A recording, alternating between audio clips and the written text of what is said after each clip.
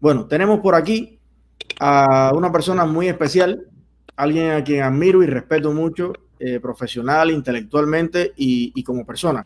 Te agradezco que nos visites en el canal y hay una discusión muy importante en torno a la política de Estados Unidos y a la participación de la comunidad cubana en los Estados Unidos en la política de los Estados Unidos. Y obviamente el prisma por el que el cubano suele ver la política en Estados Unidos está estrechamente relacionado a cómo esa política se relaciona hacia la dictadura en Cuba. Es algo inevitable porque la relación de Estados Unidos con México le importa a los mexicanos y la relación de Estados Unidos con el TCP y qué sé yo de otros países de América Central le interesa a sus ciudadanos. Es obvio que los cubanos veamos la política de Estados Unidos en un gran por ciento también con lo que concierne a Cuba. Ahora, quisiera alumbrarme un poco más porque, profe, yo soy nuevo en este barrio y me gustaría saber en el pasado y en el presente ¿cómo usted resumiría la esencia hoy en contraste con el pasado, si se mantiene o no? Vamos a empezar por el Partido Republicano. Mira, el Partido Republicano es el partido de Lincoln, es el partido que por un enorme periodo de la historia de este sueño irrepetible que son los Estados Unidos, con todos sus defectos. Bueno, te decía que el partido Lincoln era vitoreado por los esclavos, incluso por los esclavos cubanos mambises, Sí, llegó a tener esa connotación. Los republicanos a mí se me antoja que en los años 50, 60 trataron de cortejar un poco agresivamente el sur de los Estados Unidos y tuvieron que ceder un poco a las tendencias estas racistoides. Hasta los años incluso 64, 65, el partido racista era el demócrata y con muchos elementos que eran del Ku Klux Klan y qué sé yo. Pero no obstante, el demócrata, yo te puedo decir que aquí habían dos partidos de derecha. Uno que era el republicano, que era más a la derecha todavía, y el demócrata, que era un centro derecha. Centro derecha comparado con otros países del mundo, todo es relativo. No olvidemos que en ese periodo se venía de un macartismo, un gran anticomunismo, y entonces, bueno, la gente, lo más izquierda aquí era un centro. Entonces, este partido republicano, no obstante haber contado a su favor con macartismo y todas las cosas, en las últimas 4 décadas más o menos, se dejó ganar la calle, como se dice en cubano vulgar y corriente. Hollywood, la academia, bueno, tú has estado en conferencias académicas y tú sabes que es un 90 o 95% pensamiento de izquierda, que hasta uno que viene de Cuba lo aterra oír determinados planteamientos. Y llegamos al punto actual donde el Partido Republicano se encuentra, entre comillas, agazapado, etiqueteado de todas las maneras, y no es que no tenga defectos, claro que los tiene, pero defectos exagerados, exacerbados, lo pintan como el partido racista, como el partido chauvinista, como misógeno, como todas las cosas negativas. Es decir, nosotros crucificamos a Cristo. Yo soy republicano. Mientras el Partido Demócrata aparece como el progresista. Es decir, la palabra progresista se utiliza para los demócratas. Debo señalarte que los republicanos nos dejamos arrebatar la semántica. Es decir, mucho tiene que ver con el uso que tú le das a las palabras. Si tú permites que las palabras que el otro te ponga se queden, entonces, como se dice en buen cubano, no me ponga nombrete que después se me queda. Si tú te los dejas poner, pues claro que vas a tener que cargar con ese lastre de nombrete toda la vida. Y el Partido Republicano llega a este punto. ¿Qué pasa? Que hasta la guerra de Irak, el Partido Republicano fue siempre el que terminó la guerra. Es importante, nadie lo decía. El demócrata lo iniciaba, la guerra de Vietnam la inició Kennedy, el Partido Demócrata. Y el republicano lo terminaba. Hasta la guerra de Irak, eso cambió porque fue el presidente Bush el que fue a Irak. Así llegamos a un periodo, después tuvimos un periodo de desmoralización donde se apareció Reagan, le gana a Carter y Reagan, muro de Berlín, Bush, un periodo electoral y después viene Clinton.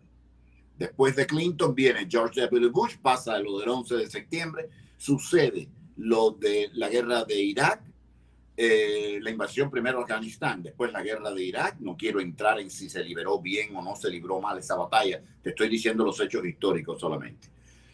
Y esto lleva a que en las elecciones del 2008 gane Barack Hussein Obama, demócrata, que como mismo Reagan llega para cambiar cosas,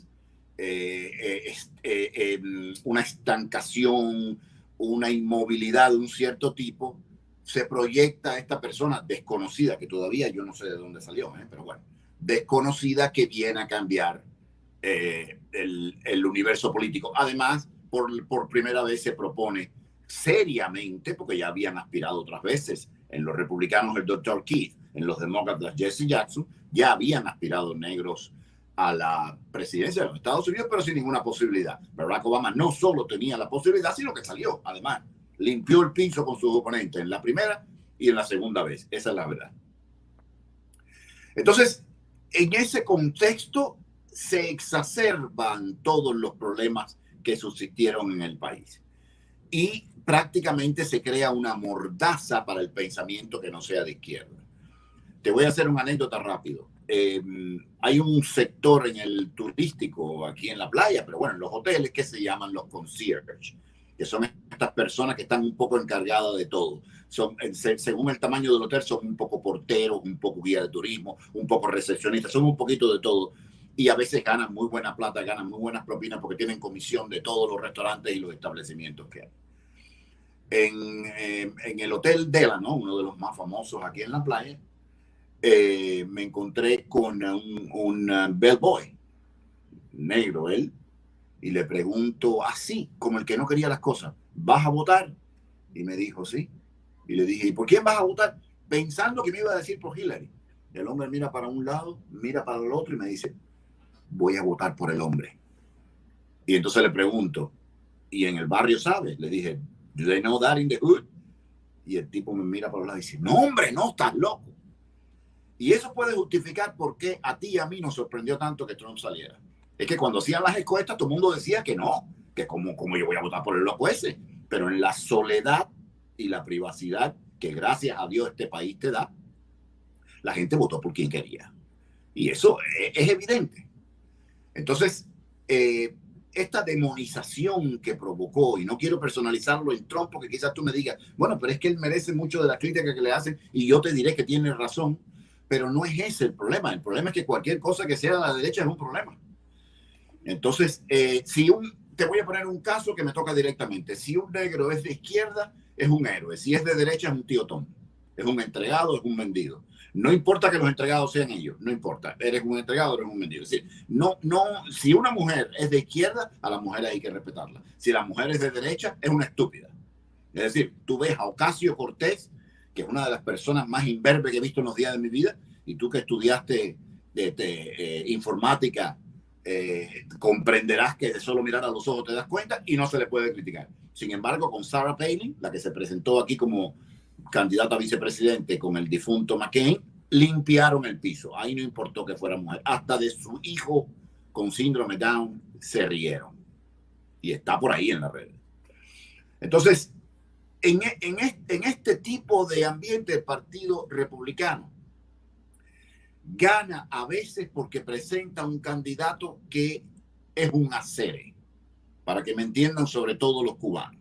Para que un republicano gane tiene que ser un acere. Y entonces aquí ahora para criticar a Trump se ponen a hablar de que sí, mira para eso, McCain tan bueno que era, Romney tan bueno que era. Sí, pero es que ustedes limpiaron el piso con McCain y lo limpiaron con Romney. Les trajimos dos tipos decentes, presentables. Entonces le traemos la serie a ver qué pasa y ganamos con ese. Sí, esto es un poco un lenguaje vernacular porque el cubano normal, promedio, que quizás no está muy familiarizado, me entiende. Pero, profe, y aquí es... Sí, en tema, digamos, de si usted fuera a definir hoy en, digamos, 3 líneas al Partido Republicano, ¿qué le queda de diferente? Porque, vamos a ver, yo escucho a mucha gente que me dice, de los que nos ven en Cuba, nosotros tenemos 42.500 visitas desde Cuba en los últimos 28 días.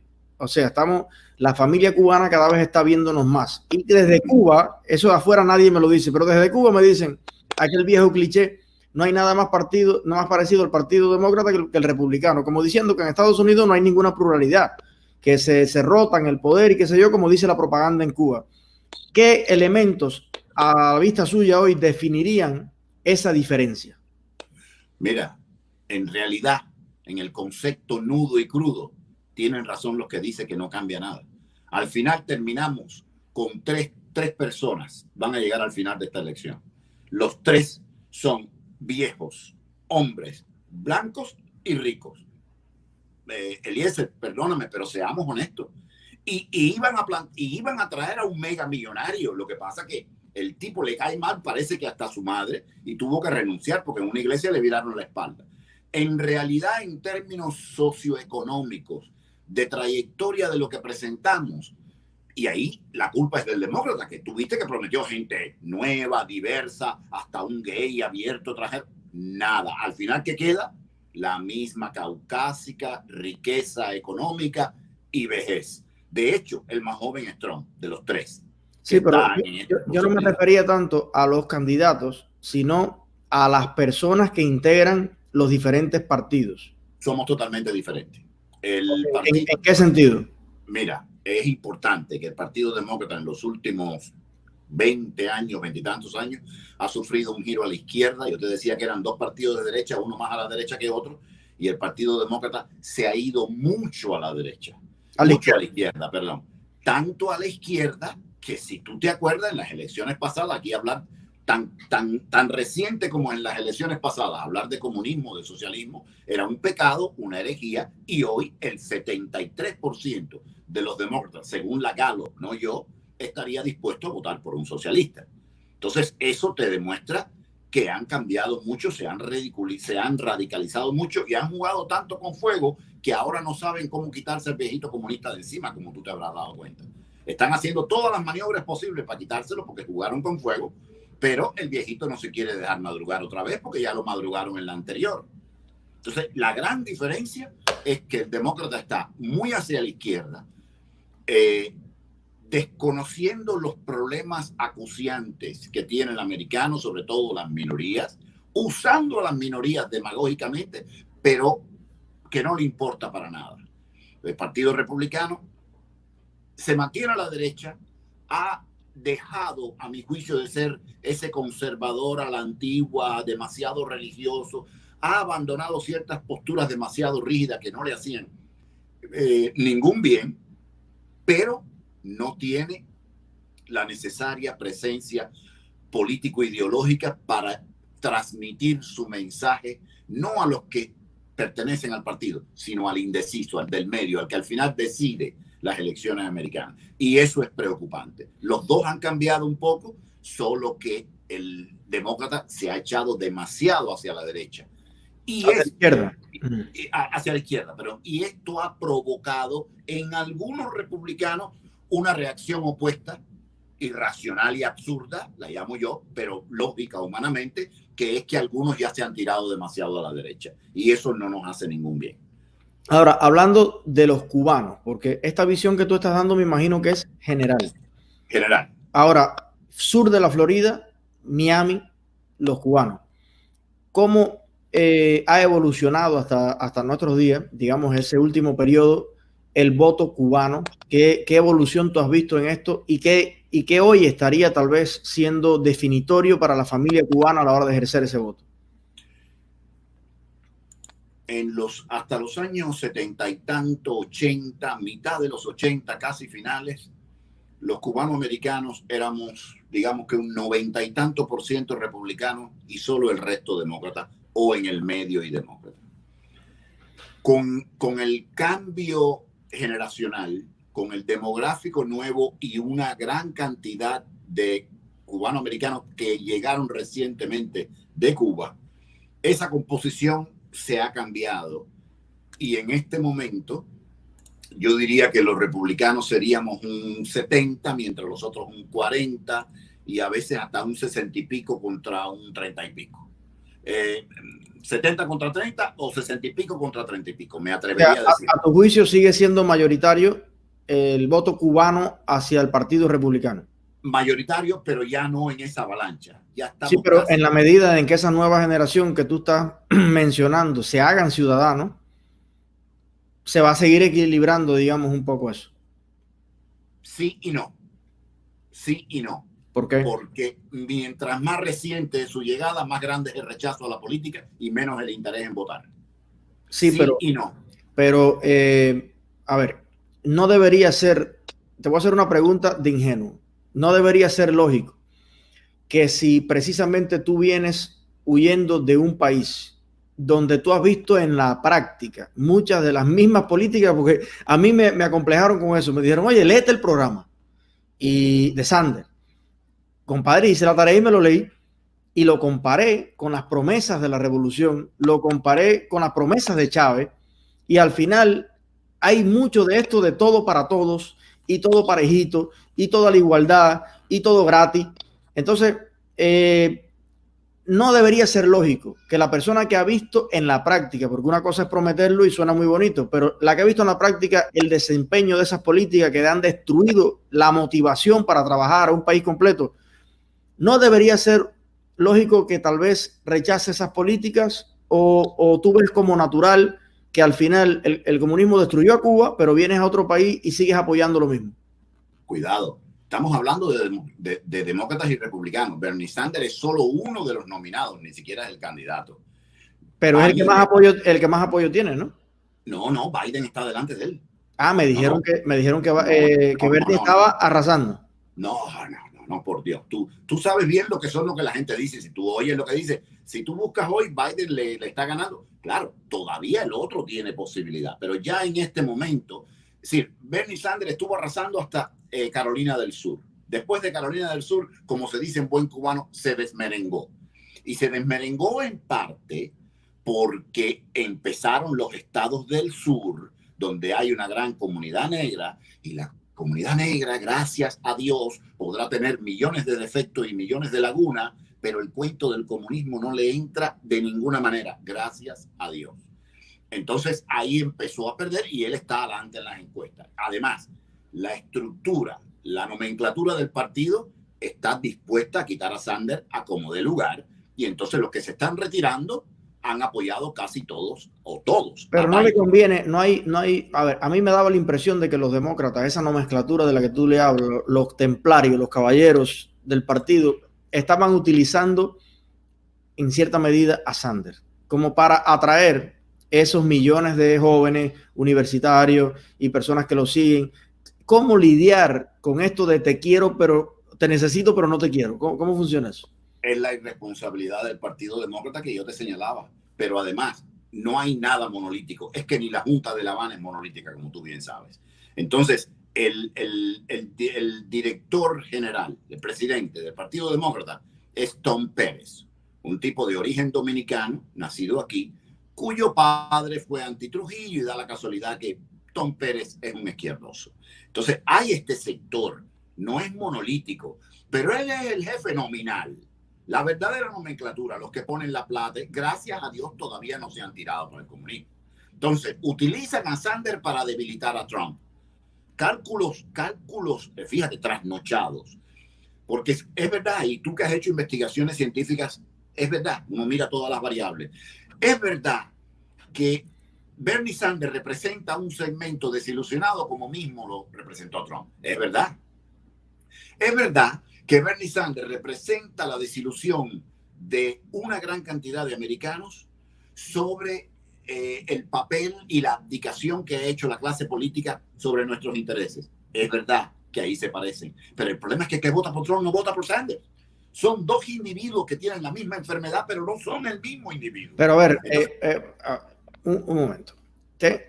Personas que están decepcionadas, qué sé yo, pero a los 20 años, a los 25 años, la experiencia de vida ya puede decepcionar a alguien que tú dices, bueno, yo me he tirado 4 bancarrotas, los negocios me fracasaron, pero siendo tan joven y estando en la universidad, porque mira, solo un detalle, Wilken, mi gran amigo economista, que trabaja para el estado de Virginia, me presentó un estudio que hizo el instituto, si mal no recuerdo era el Instituto Cato o algo así, que son unos prominentes estudiosos de la economía, le hicieron la misma encuesta. Oye, esto, con 10 años de diferencia. Hicieron una encuesta a los muchachos acabados de salir de la universidad o graduándose, y el 75-80% era de izquierda.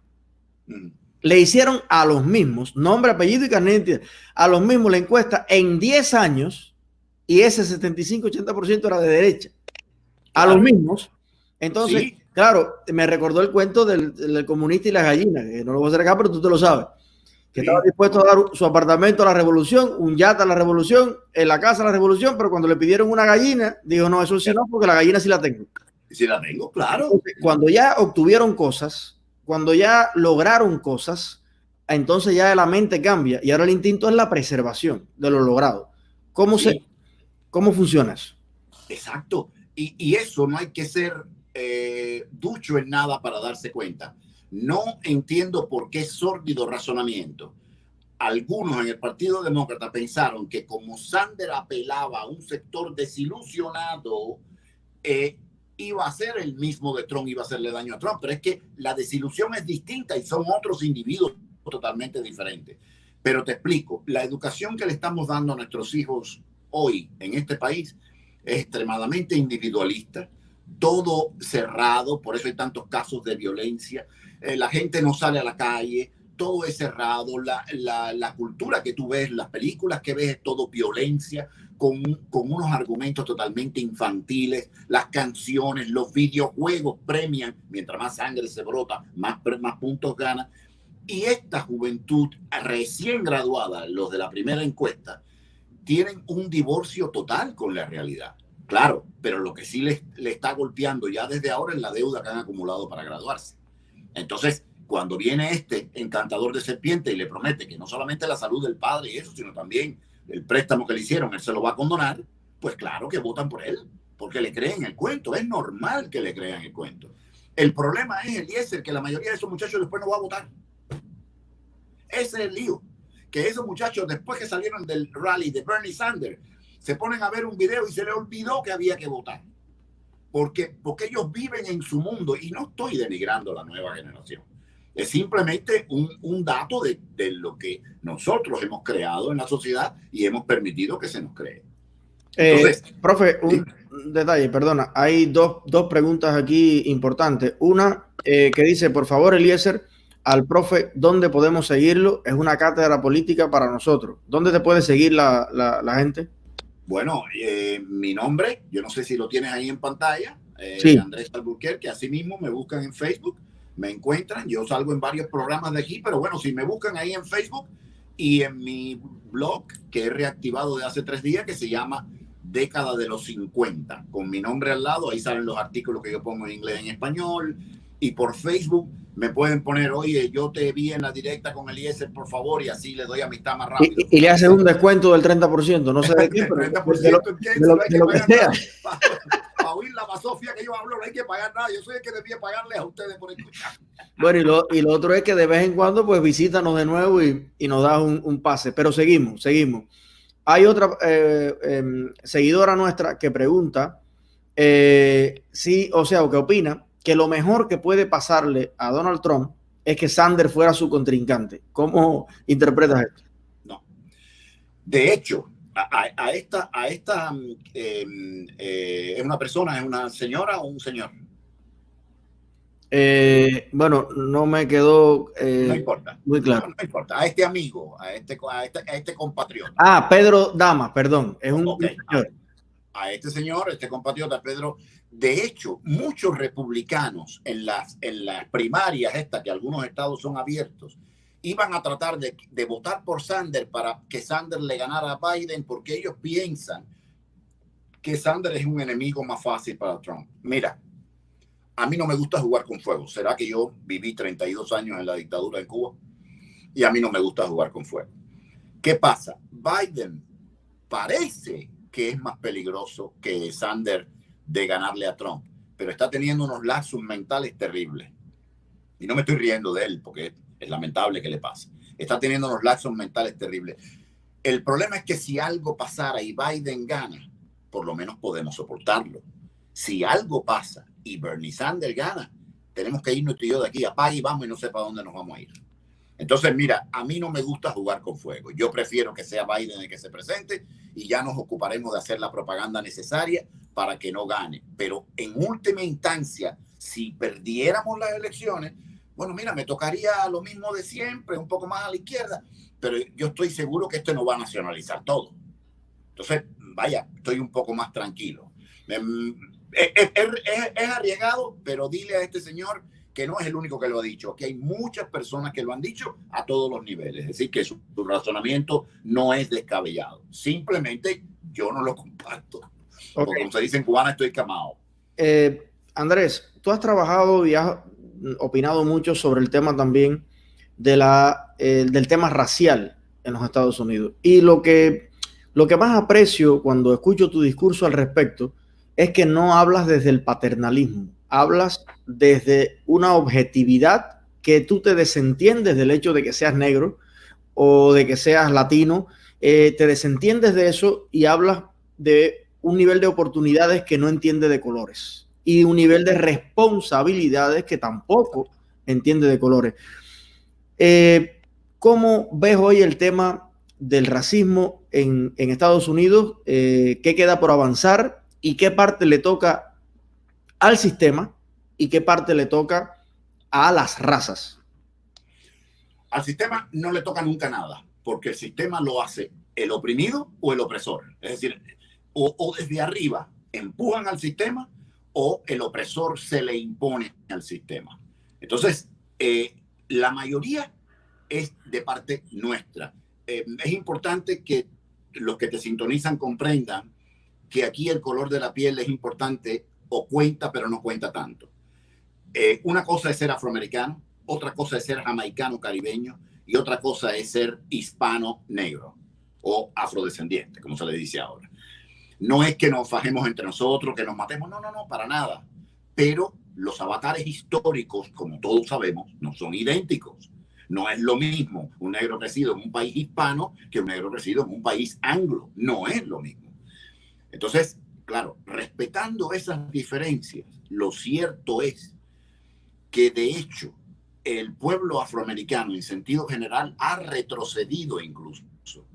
Aquí se iba a un ritmo que en el año 64 las personas de mi color tenían que sentarse en la parte de atrás del bus. Y se llegó a avanzar tantísimo que parecía que se iba a superar todo y que lograríamos la incorporación. Y ahí es donde entra la izquierda y el Partido Demócrata. En lugar de seguir empujando para resolver los problemas, alguien se dio cuenta que si el problema se resolvía se quedaba sin trabajo. Y entonces hay algunas personas y sectores que se dedican a exacerbar el problema, pero no resolver nada. Entonces, hay que regresar a la época aquella de Black is Beauty, de Martin Luther King, y a partir de ahí actualizarlo con lo moderno y luchar por conquista, pero no la conquista que sea dame welfare o los cupones o los sellos, como le decimos los cubanos, o dame casa gratis, nada de eso. Dame capacitación y un empleo y yo me la juego. Lo que hay que garantizar es que haya empleos y sobre todo que haya capacitación. Hay un plan que yo propuse en un par de organizaciones civiles, que sería que a los mejores profesores, que generalmente están en barrios donde no hay negros o donde hay negros millonarios nada más, que a estos profesores se le diera un bonus y se les respetara su escalafón histórico, pero se le diera un bonus, es decir, un plus, un premio por ir a enseñar a las escuelas de barrios negros. Para mí, la única manera que esta diferencia comienza a amortizarse, y no es problema de un día, es con una educación que valga la pena, que donde se enseñen verdaderos valores. Y no hablo valores impuestos con una sotana, hablo de valores de verdad, la amistad, el amor, en el sentido más amplio de la palabra, la tolerancia y miles de cosas más que la gente Ahora, tiene ¿cómo tú interpretas el tema? Por ejemplo, yo trabajé en Virginia con varias personas negras y esto que te voy a decir no lo viví yo, sino un amigo mío que tenía, eran 4 negros y 4 blancos en su trabajo. Los blancos eran hispanos y los negros americanos. Y el jefe, al ver que uno de los 4 negros trabajaba tan bien, porque era muy responsable, o sea, muy, muy bueno en su trabajo, reunió a los 8 trabajadores de la compañía y le dijo, nada, muy modestamente hoy quería decirles que le vamos a ascender, a subir el sueldo de $12 la hora a $15 a la hora a fulano, porque la verdad que ha hecho un gran trabajo para la compañía y te creemos y te valoramos. Todo el mundo aplaudió y el único que no aplaudió y se puso triste fue él. Y entonces termina la historia con que el tipo pide la palabra y le dice, mire, yo se lo agradezco mucho, en inglés, ¿no? Le agradezco mucho, pero si usted me sube el salario, mi mujer me cuelga, me mata. ¿Por qué? Porque si usted reporta que yo gano ese salario, ya yo paso de la barrera, del límite que estoy pegadito y nos quitan las ayudas y tenemos 3 niños o 2 niños que cogemos 1,000 y pico, 700 por cada uno, más mi mujer no trabaja. Y si mi mujer, y además algunos conocían a la mujer que era una así bien gruesa, sentada en un balance. Big Mama, Big Mama. Big Mama, ahí con sus uñas, una de cada color de este largo. Y su peluca y sus pestañas postizas. Exacto. Entonces, este fenómeno de ver la superación y ver el empleo como un factor que atenta contra ciertos beneficios, las personas que tienen esta visión, ¿cómo se le cambia? Es que hay que dar... Primero, lo más probable es que esa mujer no cambie, ¿eh? Cuando yo te digo de enseñar en las escuelas, es porque vamos a sembrar para el futuro. Cambiar la mente a una persona, tú lo sabes que has tratado como yo alguna vez de cambiar a alguien, es prácticamente, no es imposible, pero es muy difícil, arduo, y la cantidad de tiempo que se necesita es enorme. Sobre todo cuando el dinero está de por medio. Es decir, a esa pareja nosotros no le vamos a cambiar la vida. Pero oye, si logramos cambiárselo a sus 3 o 4 hijos que tenían, ya estamos a buen punto. Si esos hijos un día llegan a la casa y le dicen, oye, pide un disability, y le dice, ¿cómo voy a pedir una incapacidad, papá? ¿Cómo voy a estafar al gobierno así? Ya estamos ganando la pelea, Eliezer. Es decir, no, te decía en el segmento anterior cuando hablábamos que esto no hay ninguna solución mágica de ahora para mañana, la varita mágica no existe. Esto es una cosa que necesitará años. Pero si no hubiera habido la negligencia y el abandono que hubo por parte de los llamados líderes negros hace 40 años, hoy estaríamos a la altura que queremos estar. Una pregunta, profe. Al interior de las minorías raciales, y aquí me extiendo a todas, a los musulmanes, claro, a todos. Al interior, exacto, a los hispanos, al interior de las minorías, ¿usted considera que hoy existe un diálogo interno? De sentarnos y decir cómo vamos a mejorar el barrio, la comunidad, señores, hay que ponerse a trabajar, hay que levantarse temprano, hay que dejar la jodedera con la droga, hay que dejarnos de tirar tiro entre nosotros y vamos a ponernos para la cosa? O el discurso que tienen los líderes es, yo voy a luchar por sus derechos para que le den más cuidado, más asistencia, más cosas. ¿Hacia dónde se encamina el diálogo en este sentido? Donde hay diálogo es donde menos falta hace. Te lo voy a traducir. Donde hay diálogo es esto que estamos haciendo tú y yo. Donde ya estamos convencidos, a nosotros no hay que convencernos de qué cosa es la cosa correcta. Y los que nos están yendo en Cuba es la gente que está convencida. Y los que de aquí de Estados Unidos nos oyen es la gente que está convencida. Desgraciadamente, donde hace falta que haya el diálogo, en Estados Unidos todavía no lo hay.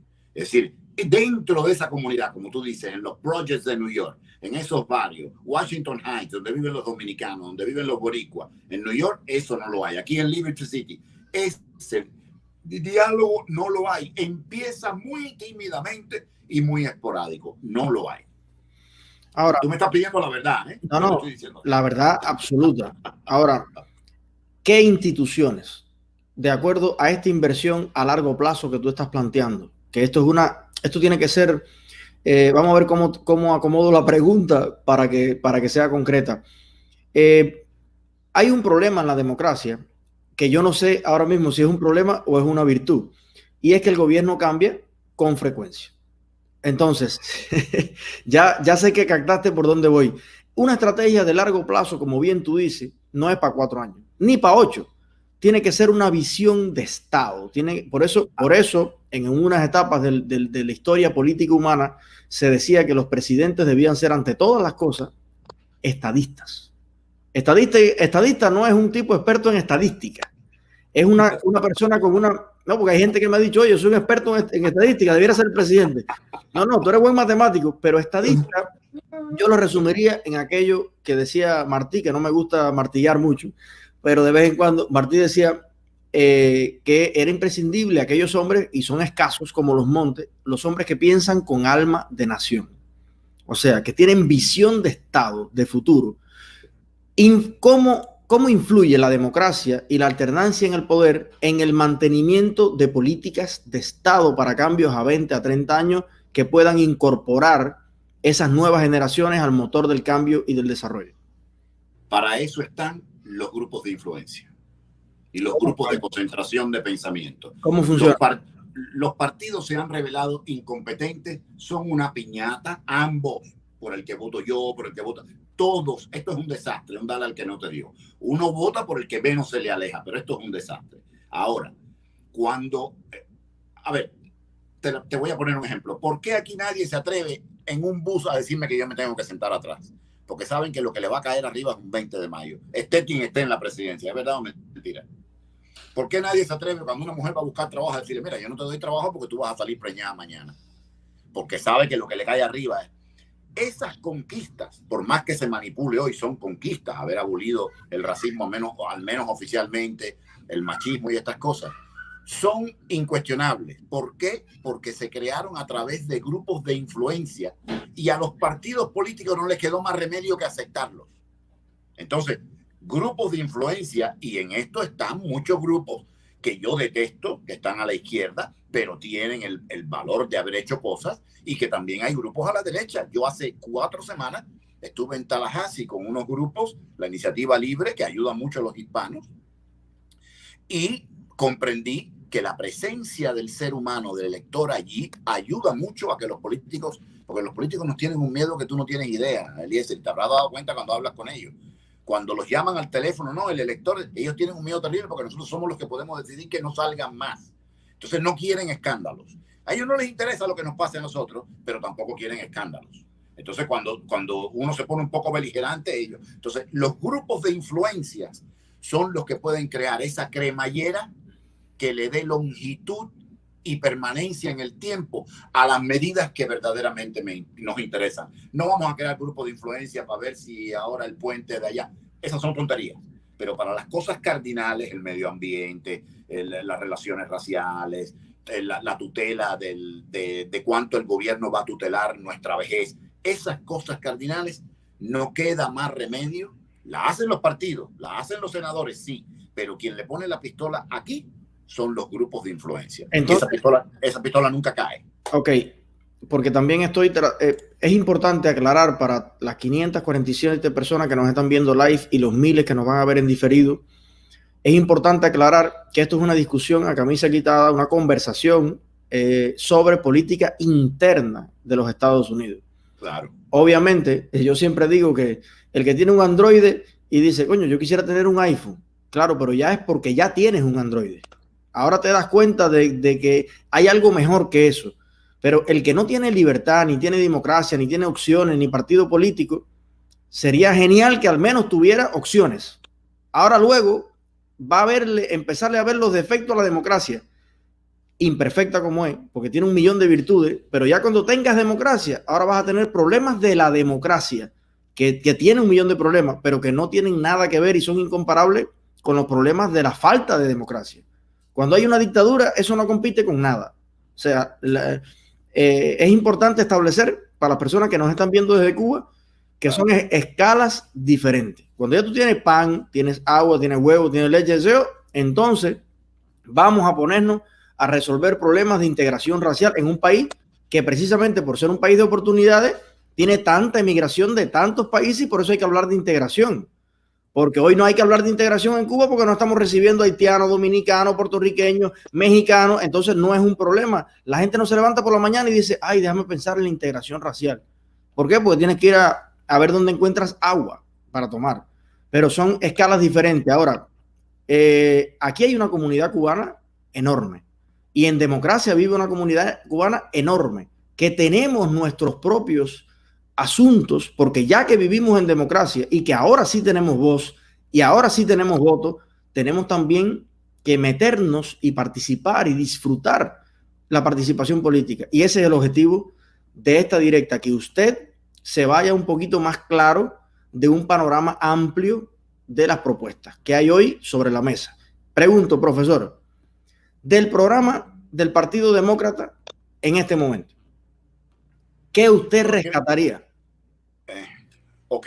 Desde Bernie Sanders vamos a quemarlo, porque de todas maneras Biden, las cosas que yo entiendo que pueden ser rescatadas, las tiene.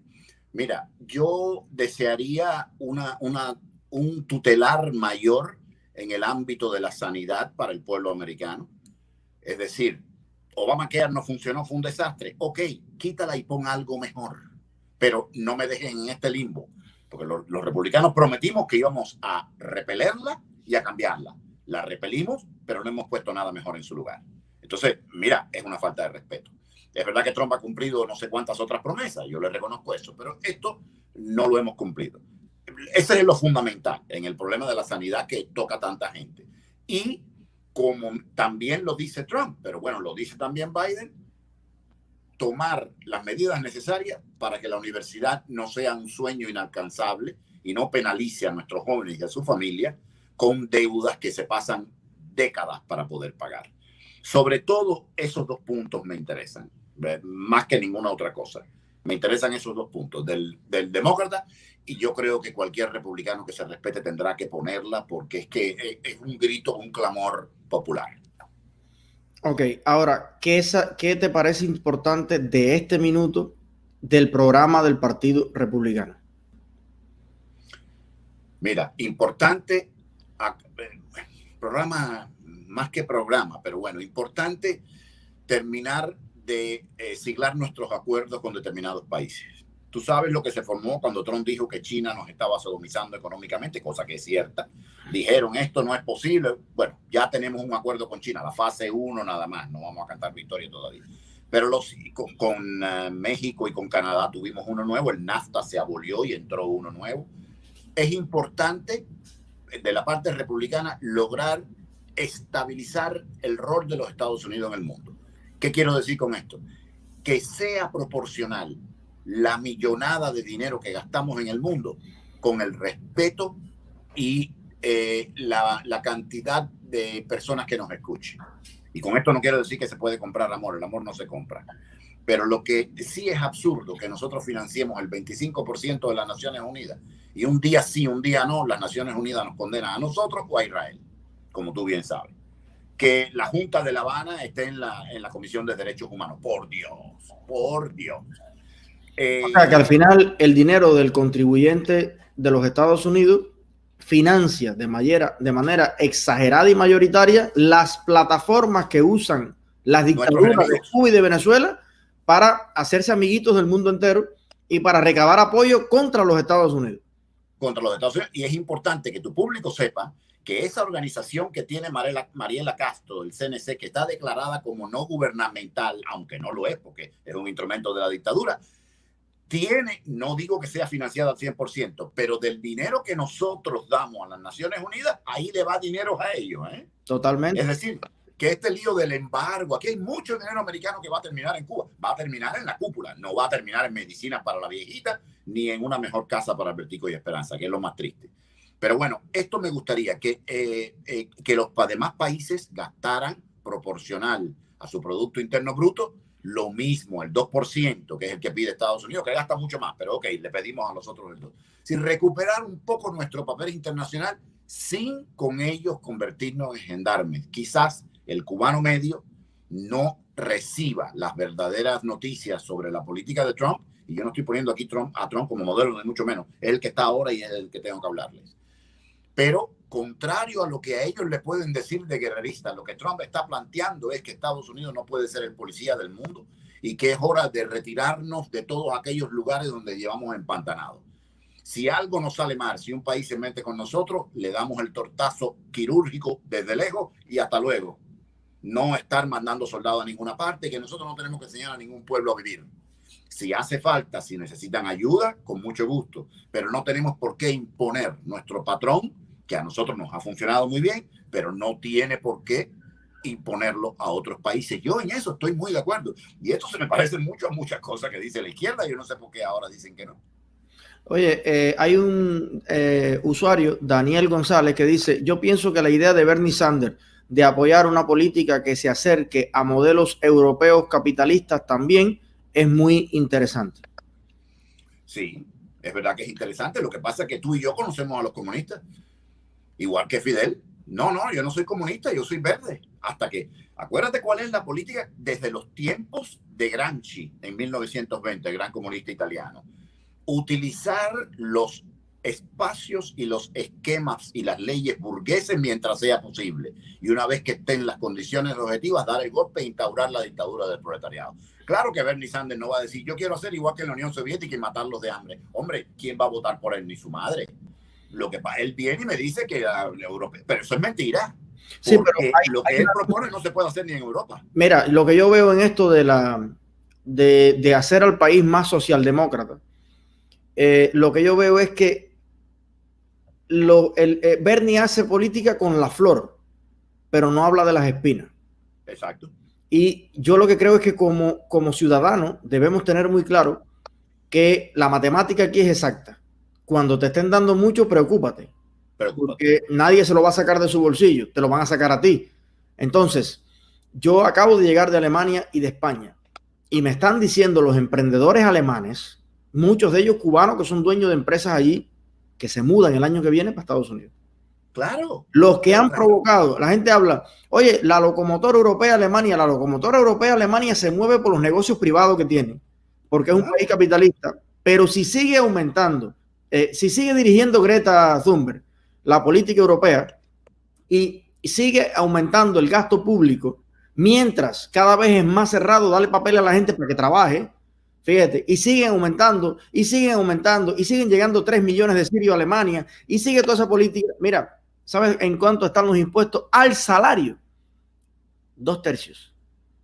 2/3 del salario de impuestos. Y esto no es cuento. Ingeniero cubano graduado de la UCI trabajando en más lo que tiene que pagar tu empleador, que son otros impuestos. O sea, personas que tienen un salario nominal de 4.500 euros y les queda en el bolsillo 1.500. Para que tengas una idea. Entonces, yo lo que digo no es que no sea interesante. Lo que yo estoy diciendo es que vamos a coger la vaca y vamos a olerle las patas a la vaca también. La vaca no solamente tiene cirlón y picaña, la vaca tiene casco, tiene tarro, y tiene nalga y tiene hocico. Entonces no podemos ver la vaca como el filete nada más. No, vamos a tener esto gratis, vamos a tener todo gratis, no, hay que hacer siempre la pregunta que deja descolocado a los populistas. ¿Cuánto cuesta y quién lo va a pagar y de dónde lo vamos a sacar? Y aparte, ¿cómo va a influir eso en la filosofía de vida y de valores de nuestro país, que es un tema diferente? Porque el tema no es matemático nada más, el tema es de corazón también. El tema es que hay gente, como tú decías al principio, cuando te dicen, no, que la ayuda, que no sé qué, te dicen, oye, yo no caigo en eso. Yo vine a este país a luchar, a trabajar, a salir adelante. Yo no vine de ser mantenido por la libreta de abastecimiento de Cuba, que a tener una libreta de abastecimiento de Estados Unidos. Yo quiero comerme toda la carne que me da la gana, todo el arroz que me da la gana, o hacerme vegetariano si quiero. Pero mira, del lomo mío, porque yo sí quiero hablar lo que me da la gana. Yo no quiero que me estén diciendo después, oye, ¿cómo tú no vas a votar a favor de Sanders si Sanders fue el que te dio la libreta? Porque además, como decía otro en Cuba, ¿cómo tú, negro, no vas a estar de parte de Fidel? Pues Fidel te bajó de los árboles. Así me dijeron a mí una vez. Exactamente. Entonces, hay que ver en su totalidad vamos a decir, el impacto de determinadas políticas que suenan cariñosísimas al oído, pero hay un dicho que dice ¿cómo se dice? Bueno, no me sé bien el dicho, pero que para vivir como se vive en China, hay que ser chino, ¿no? Claro. Y eso se aplica a todos los países. Tú dices, coño, ¿qué bien funciona Dinamarca? Bueno, el problema es que para vivir de la manera en la que se vive Dinamarca, usted tiene que ser danés. Por 200 generaciones. Creer lo que creen los daneses, comer lo que comen los daneses, tener la religión que tienen los daneses, para poder tener ese modelo y que te funcione. Ese mismo modelo vas y lo instalas en México y no tiene el mismo resultado que tiene en Dinamarca. son otros valores, son otras costumbres, son otras tradiciones, otra manera de ver la vida. Cada país tiene que buscar su propio camino. Por supuesto, creo que es válido observar los modelos exitosos para ver qué cosa podemos hacer. Pero a tu juicio, ¿cómo influye las políticas públicas exageradas, que es lo que está proponiendo? ¿Viste lo de Pablo Iglesias? Que está proponiendo pagarle $600 a todos los españoles que no trabajen, 600 euros. Como en San Francisco. Totalmente. Entonces, claro, mucha gente de salario gana 900. Dice, coño, levantándome temprano, yendo todos los días a trabajar y cojo 600 sin salir de la puerta de mi casa, que ya lo hizo la Kirchner en Argentina. Sí, y aumentó la deuda muchísimo, desbancó la economía argentina, porque al mismo tiempo pagan eso, pero se roban la otra mitad. Entonces, a tu juicio, ese tipo de políticas, ¿cómo repercute a largo plazo en los valores de la ciudadanía? ¿Negro o blanco? Mira, es lo peor. El problema es que cuando el gobierno es el que da, tú terminas teniendo obligatoriamente que comulgar con el gobierno para vivir. Y el gobierno no es un ente abstracto, es el que logra sostenerse en el poder por más tiempo. Y cuando tú llegas al punto de que el gobierno es el que da, generalmente el que le tocó eso de dar se queda dando toda la vida. Y ese se convierte en una dictadura. Como dice, yo le puse el título de filósofo a mi amigo Bonco Quiñongo. Un día estábamos buscando una definición de lo que habían hecho Ortega, Castro y toda esta gente. Y él se viró y en cubanazo muy plano me dijo, el problema es que esta gente se quedan con los países, hacer. Ellos se quedan con los países. Entonces, cualquier persona que me esté proponiendo que me va a dar una vida gratis es porque se quiere quedar conmigo. Porque nadie te viene a dar nada gratis y de algún lado lo tiene que sacar. ¿Y qué pasa? Que al final los ricos desaparecen, la riqueza desaparece. Y tú te sientes que estás igual a todo el mundo, pero no estás igual a todo el mundo porque estemos todos bien. Estás igual a todo el mundo porque somos todos miserables. Menos los más iguales, que son los que están en la nomenclatura del gobierno, como siempre. Esa experiencia ya la viví, no me interesa. Sí podemos lograr un papel más sólido del gobierno en determinados sectores. Eso es discutible, es una conversación que debemos tener. Mira, voy a ir más. Es improponible que la primera potencia del mundo tenga un solo ser humano sin seguro médico. Te la pongo bien clarísima. Y no soy de izquierda ni mucho menos. Eso es inaceptable. Ahora, vamos a llegar a la solución por canales económicamente pagables, por canales racionales y no por esta tontería de estar prometiendo tanto, porque si fuera tan fácil lo hubiéramos resuelto hace años, Alex. Con tantos gobiernos demócratas que han existido. Sí, ¿por qué no lo resolvieron? Entonces, hay una cosa que a mí me parece un asunto de lógica más que de política. Ellos siempre dicen que su filosofía es quitarle a los ricos para darle a los pobres, pero cuando tú desincentives la inversión, cuando tú le aumentes demasiado los impuestos a los que producen y a los dueños de empresas que la empezaron, que no existía, y desde cero la llevaron a ser exitosas con trabajo, con esfuerzo, con superación. Cuando esa clase económica productiva se vaya del país, o se desincentive, o colapse, porque tú los ahogas, ¿a quién le vas a quitar? ¿A quién le vas a quitar? Y se acaba el ciclo. El pobre diablo no produce nada. Se acaba el ciclo. El pobre diablo no produce nada, con todo mi respeto. Produce cuando está puesto en condición de producir y recibe una compensación, justa o injusta que sea, por enajenar su talento y sus habilidades de parte del que está en posesión de los medios de producción. Eso, mira, podrá sonar injusto en algunos sitios, pero es lo más cerca de lo aceptable, de lo posible, y además no estamos condenados a ser siempre el pobre diablo. Tú trabajando de pobre diablo puedes reunir centavito a centavito, excedente a excedente y convertirte en uno de los propietarios de los medios de producción. Es muy difícil, lo hace solo el 1, el 2%, pero es posible. En el comunismo no es posible. Bueno, en el caso de los cubanos, alguna vez vi unas estadísticas súper interesantes, profe, que esa media de los que llegan a ser dueños de alguna compañía, imagínate tú, los cubanos censados realmente, censados como cubanos en el sur de la Florida, hasta la última vez era 1.600.000 y pico. ¿Y sabes cuántas compañías de dueños cubanos hay en la Florida? 647.000. Estamos hablando de que casi 1 de cada 3 cubanos censados aquí como cubanos tiene, y que es ciudadano americano, tiene, o sea, ese promedio. Una empresa de algún tipo. Una empresa de algún tipo. Y muchos de ellos emplean no solamente a cubanos, sino a muchas personas, incluyendo americanos. La compañía donde yo trabajo, la dueña es una cubana y tiene trabajando ahí americanos, rusos, o sea, de todo tipo.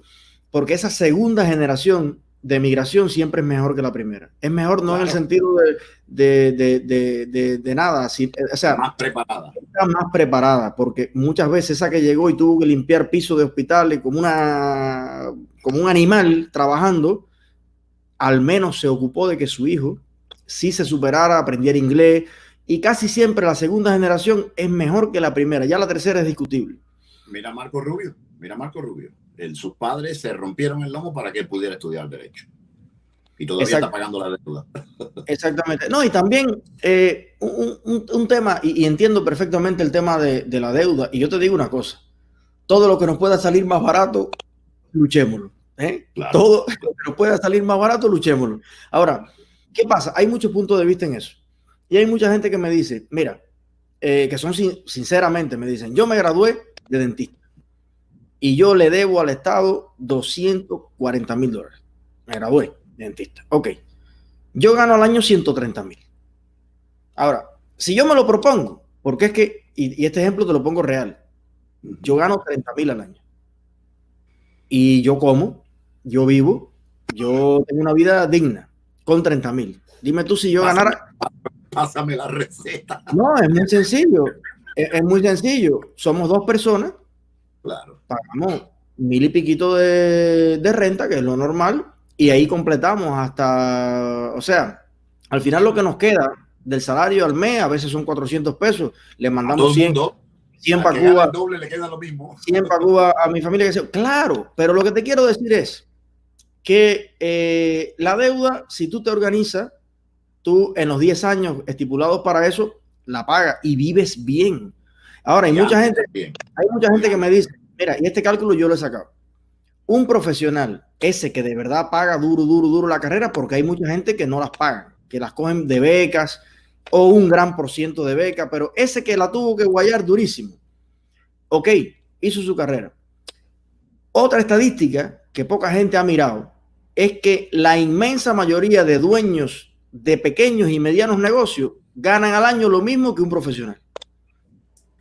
Vaya, el dueño de muchas cafeterías de Hialeah, que anda con 4 cadenas y que tú crees que está mandado, gana exactamente lo mismo que un programador. Para que estemos claros. Da mucho más resultados si puedes ser programador, que vas y viras de tu trabajo y no le debes nada a nadie, que básicamente el dueño lo que anda es atrás de ti, porque tú tienes el conocimiento, y el otro está fajado con la pechuga de pollo que no le llegó, con los ajíes que se le rompieron, con que llovió y la gente no fue. O sea, no es que todos los dueños de negocios están mejor que los universitarios, al contrario. No, claro que no.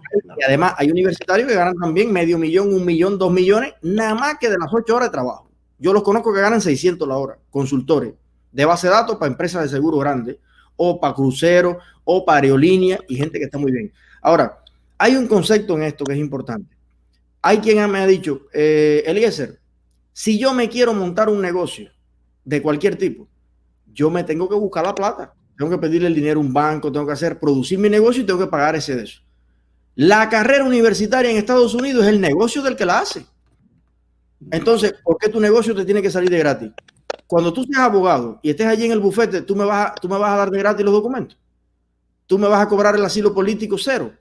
No, ese es tu negocio. Me vas a cobrar $2,000, $5,000, $10,000 por un documento que yo voy a hacer. Entonces, ¿por qué yo tengo que pagarte tu negocio si tú no me pagas la cafetería mía, ni mi restaurante, ni mi brigada de limpieza? Entonces, no, tiene razón, pero se puede llegar a unos términos menos draconianos de deuda para los estudiantes. Exacto. No, pero quería poner esta parte porque habitualmente no se nota eso y sí es importante. La gente no piensa, la gente recibe lo que le bombardean y lo acepta, la gente no piensa. Nosotros decimos que el pueblo cubano no piensa. Ningún pueblo piensa. Son 4 o 5 los que a veces... Sí, vamos a quitarnos la camisa. Tú me dijiste que dijera lo que yo pensaba. Al final, las grandes iniciativas, perdóname, las hacen 4 o 5. Después hay masas enardecidas de los cuales salen personas que se destacan. Claro, ese es el movimiento fértil, la innovación fértil. Pero al final, la mayoría de la masa se fía en lo que dicen 4 o 5 gurús de la prensa. Por eso la prensa está en crisis en este momento, porque tú y yo nos ponemos a decir cosas y el que lo iba a escuchar al Cronkite o a Chris Wallace o a Matthews, que lo acaban de votar a propósito, o a quien sea, se pone a oír a nosotros porque nos encuentra a lo mejor más ameno o más afín a los intereses o menos partidista. Bueno, por eso están protestando los periodistas, por eso están en crisis. Esto es una expresión de libertad. Hay mucha gente que habla mucha bobería, pero hay mucha gente que dice cosas muy interesantes.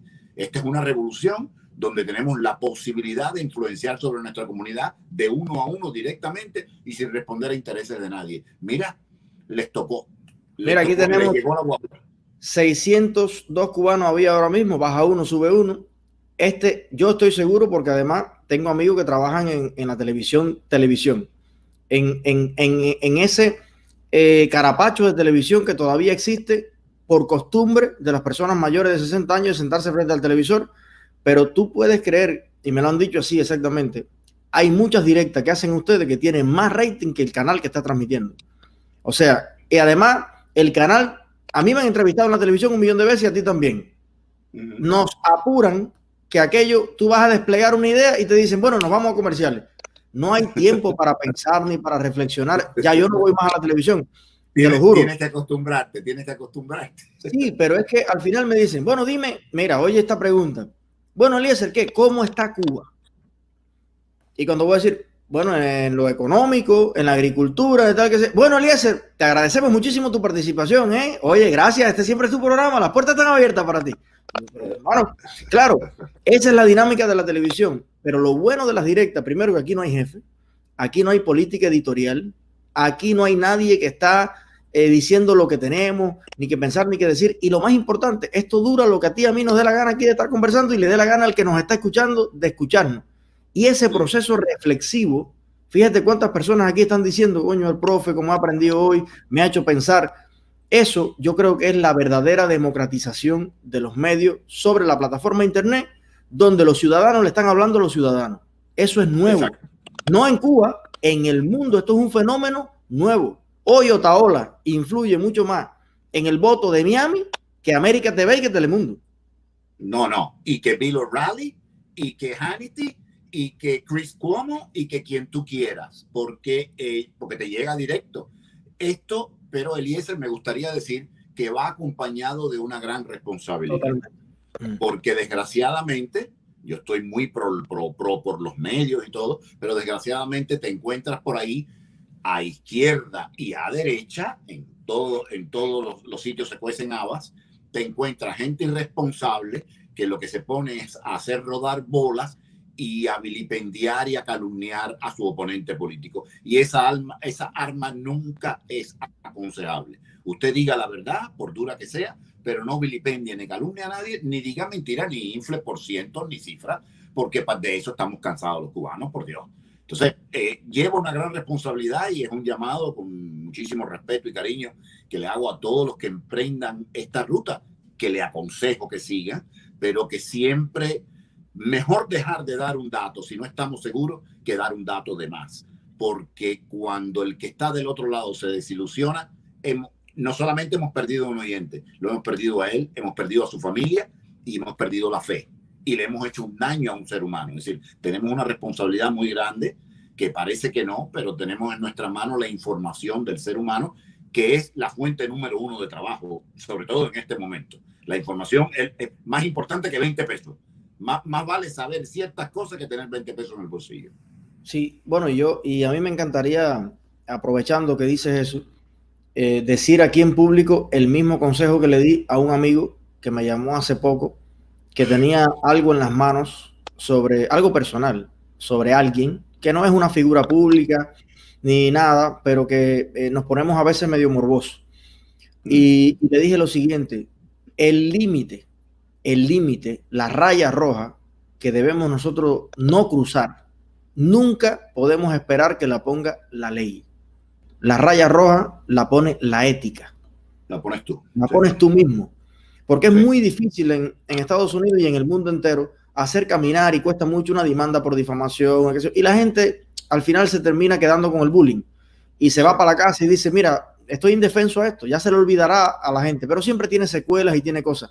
Entonces yo creo que debemos tratar a todos los influencers de hacer el mayor bien posible. O sea, hay veces que no puedes omitir, obviar o callar determinadas cosas y que no le va a caer bien a todo el mundo y que al final a mí me parece que es productivo decir ciertas cosas, aunque alguna gente en el poder y alguna persona que mueve los hilos diga, coño, pero eso afecta a mi negocio. Sí, pero es que tu negocio está siendo cómplice de cosas que son horribles. Ahora, está el ciudadano a pie, el ciudadano común, que nunca va a tener armas para enfrentar un medio, por modesto que sea. O sea, este medio, yo ahora mismo aquí, me da por cogerla con Luna Lunática. Y como quiera que sea, yo tengo, por cada seguidor que tiene ella, yo tengo 10,000. Entonces, estoy usando la fuerza, es violencia que estoy usando contra ella. Entonces, yo creo que sí, seguir desarrollándonos, seguir impulsando, seguir influyendo, seguir siendo útiles, que es lo más importante, pero siempre observando ciertas cuestiones éticas que no debe dirimirlas la ley, debe dirimirlo el corazón y el deseo de no hacer mal.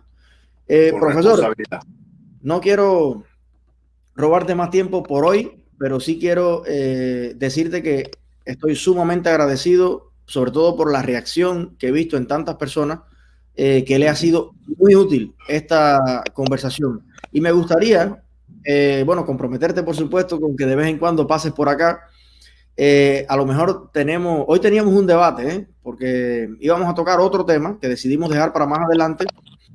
Y a lo mejor en otro momento tenemos también, bueno, un demócrata, un republicano, alguien que apoya a Bernie Sanders, y eso siempre da mucho balance a las cosas, aunque yo creo que usted es de los pocos que yo he escuchado decir, yo soy republicano, pero que al mismo tiempo reconoce cuestiones interesantes en el otro programa, y eso no es muy usual. Y además ha tratado con mucho respeto a todos los contendientes políticos. Ahora, un último consejo. ¿Qué nos deja, profesor, usted que ya tiene sus 40 años? 40 años profesionales. 64. Está como Juan Gabriel celebrando 40 años de vida artística. Sí, por Dios. ¿Cuánto tiene usted? 64. 64, cumplidos. Bueno, ahí donde lo ven, el profe tiene six-pack, tiene todos los músculos marcados, porque además hace ejercicio y es un galán, un cubanazo galán. Sí. Profe, ¿qué consejo nos daría a los jóvenes cubanos, dentro y fuera de Cuba, de esta generación? Pensar. No, la primera, por encima de comer, por encima de todo. Es fácil para mí decirlo aquí, lo sé. Pero yo viví del otro lado. Y en mi generación valía más oír la W, como le decíamos, o la KY, que el plato de comida. Porque para nosotros era ese rayito de libertad. Y a veces a las 3 de la mañana estábamos viendo la televisión americana. Yo vi el descenso en la luna. Lo vi en el piso 9 del Hermana Giral. Me acuerdo, ahí en el Vedado. Es decir, pensar, buscar la información y sí, utilizar lo que las personas podamos decirle, pero pensar siempre con su propia cabeza. Y cuando vean que todo el mundo está acusando a alguien, piensen siempre que puede oler a quemado debajo. Todo el mundo está acusando a alguien. Bueno, ¿y por qué? Busquen el hecho. A lo mejor le dan la razón a la turba. Muchas veces la gente tiene mucha razón, pero a lo mejor ustedes sacan otra conclusión. Es decir, pensar, buscar información, mirar hacia adelante, no perder la fe, y la calificación de ustedes es lo que le va a dar futuro. Lo que pueda pasar dentro de Cuba, fuera de Cuba, eso yo no lo sé. Podrá ser hoy, podrá ser mañana, pero el que está más preparado, el que está más informado, siempre tiene una posición de ventaja. Para mí el consejo más grande es ese, pensar y ser lo más objetivo posible. Profe, 1.000.000 de gracias, un abrazo enorme y vuelva por aquí lo antes posible. Cuando quiera. Hasta luego. Un abrazo.